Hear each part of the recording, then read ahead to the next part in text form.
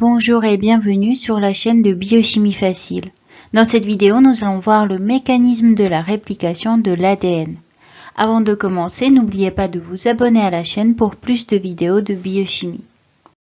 La réplication de l'ADN est un processus au cours duquel une nouvelle molécule d'ADN est synthétisée à partir de l'ADN parental. Ce mécanisme permet d'obtenir deux molécules identiques à la molécule initiale. Pendant la division cellulaire ou mitose, ces molécules d'ADN seront distribuées aux deux cellules filles. La réplication de l'ADN a lieu au cours de la phase de synthèse notée S du cycle cellulaire. Le cycle est composé de l'interphase qui sépare deux mitoses. L'interphase comprend trois phases du cycle cellulaire, la phase G1, la phase S et la phase G2. L'interphase est suivie de la phase de division cellulaire appelée mitose. La mitose comprend quatre phases, prophase, métaphase, anaphase et télophase.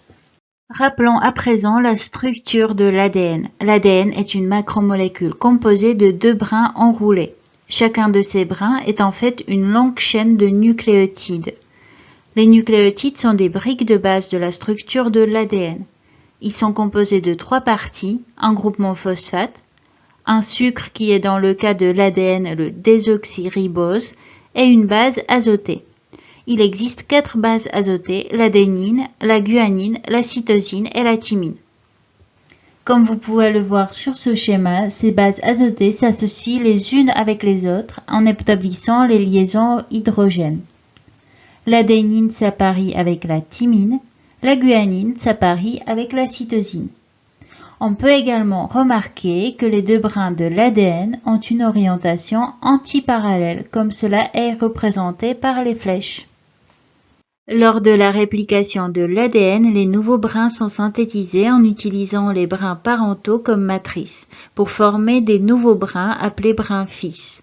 Ces brins fils sont complémentaires aux brins parentaux. Ainsi, l'information portée par l'ADN matrice est conservée au cours des générations. Ce modèle d'appariement avec une matrice peut en théorie être produit par un mécanisme conservatif ou un mécanisme semi-conservatif. Selon le mécanisme conservatif, les deux brins fils d'ADN forment un nouvel ADN double brin et le double brin d'ADN parental reste intact et donc conservé. Selon le mécanisme semi-conservatif, les brins parentaux sont dans un premier temps séparés et chacun forme un double brin avec le brin fils auquel il s'apparie. Des preuves expérimentales du mécanisme semi-conservatif de la réplication de l'ADN ont été apportées par l'expérience de Messelson et Stahl. Nous n'allons pas détailler cette expérience ici, mais elle pourra faire objet d'une prochaine vidéo si ce sujet vous intéresse. Maintenant, nous allons voir en détail les différentes étapes de la réplication de l'ADN et les différents acteurs qui interviennent dans ce processus.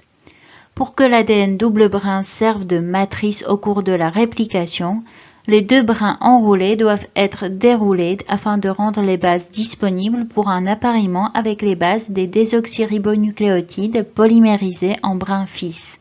Ce déroulement des brins parentaux d'ADN est assuré par des enzymes spécifiques appelées hélicases. Ces hélicases commencent la séparation des deux brins parentaux au niveau des endroits bien précis sur la séquence de l'ADN. On les appelle des origines de réplication.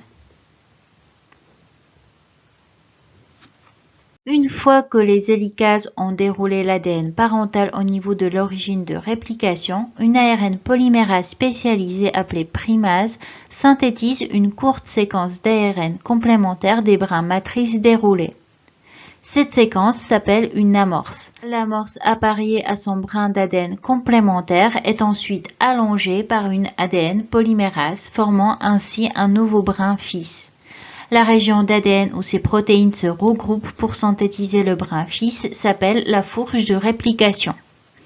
Au cours de la réplication, la fourche de réplication et les protéines associées s'éloignent de l'origine de réplication. Le déroulement local de l'ADN double brin produit une contrainte de torsion. La topoisomérase permet de soulager cette torsion. Les ADN polymérases se déplacent le long de l'ADN et le copient en utilisant des désoxyribonucléotides libres. Pour que ces enzymes puissent se déplacer aisément, l'hélicase doit dérouler l'ADN double brin et la topoisomérase doit supprimer les supertours qui se forment. Lors de la réplication, nous rencontrons deux problèmes qui résultent des propriétés de l'ADN. Premièrement, les deux brins de l'ADN parental ont une orientation antiparallèle. Or, les ADN polymérases peuvent ajouter des nucléotides au nouveau brin en cours d'élongation uniquement dans le sens 5' vers 3'. La synthèse d'un brin fils appelé brin direct ou précoce peut se dérouler de façon continue à partir d'une seule amorce d'ARN, dans le sens 5' vers 3', qui est le même sens que celui du déplacement de la fourche de réplication. La synthèse de l'autre brin fils, appelé brin indirect ou brin tardif, est plus problématique. La croissance de ce brin doit se dérouler également dans le sens 5' vers 3'. La copie de son brin matrice doit alors se dérouler dans le sens inverse de celui du déplacement de la fourche de réplication. Pour résoudre ce problème, la cellule synthétise une nouvelle amorce toutes les quelques centaines paires de bases sur le second brin de l'ADN parental. Chacune de ces amorces est ensuite allongée dans le sens 5' vers 3', ce qui permet de former des fragments discontinus que l'on appelle les fragments d'Okazaki. Ensuite, l'amorce d'ARN de chaque fragment d'Okazaki est retirée, puis remplacée par une chaîne d'ADN synthétisée à partir du fragment d'Okazaki voisin. Enfin, une enzyme appelée l'ADN ligase permet de relier les fragments adjacents.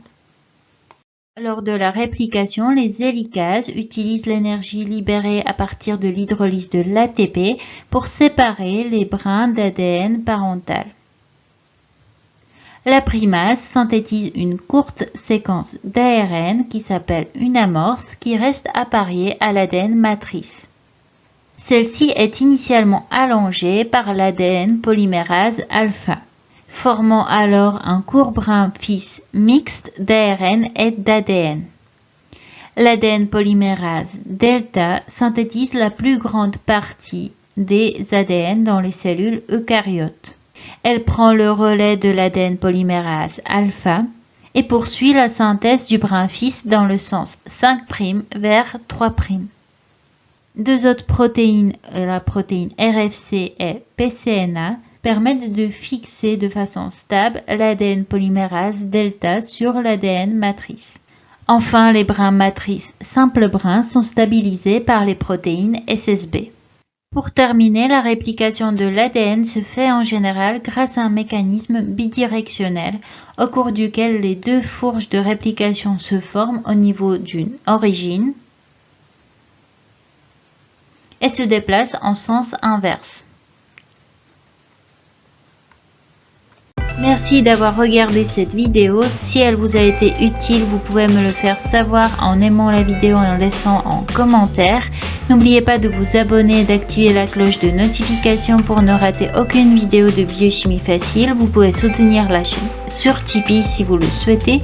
Merci beaucoup et je vous dis à très vite pour une nouvelle vidéo de biochimie facile.